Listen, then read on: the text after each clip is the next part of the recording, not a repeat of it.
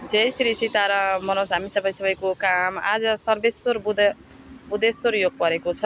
बुधादेश्वर सर्वेश्वर योग परेको छ। आज सोमबार सर्वसिद्धि राज योग भन्छ यसलाई।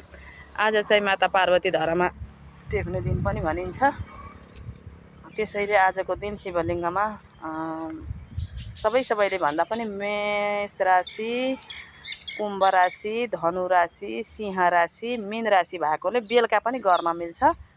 यति राशिले चाहिँ शिवलिङ्गमा जल अर्पित गरेर सुन्दरी जल बग्ने, जहाँ जल बग्छ शिवलिङ्गको माथिबाट त्यहाँदेखि घिउको बत्ती बाल्यो भने आजबाट ग्रहलाई केही शान्ति मिल्छ हजुर। त्यसै कारणले हामी त बिहान बिहानै गऱ्यौँ, हजुरहरू पनि गर्नुहोला। सबैजनालाई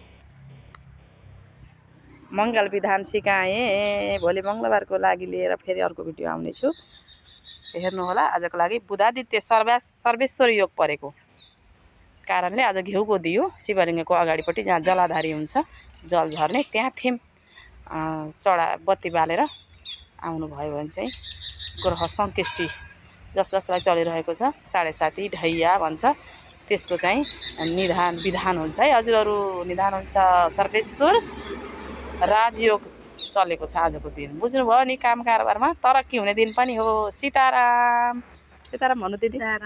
अनि यसरी निमको बुट्टामा हनुमानजीको फोटोको मूर्तिको अगाडि जहिले पनि निमको बुटोहरू भयो भने चाहिँ त्यसमा 5 मिनट बसेर विष्णु भगवानको ओम विष्णुभ्ये नमः, ओम विष्णुभ्ये नमःको जाप गरेर पनि हिँड्न पर्छ है हजुर। सबैजनालाई ज्ञानका कुरा सिकाएको। अब अर्थ नबुझे फेरि सोध्नु होला, म बताइदिन्छु पनि। जय जय श्री सीताराम। मङ्गल होस् हामी सबैको काम। राम राम राम राम राम राम।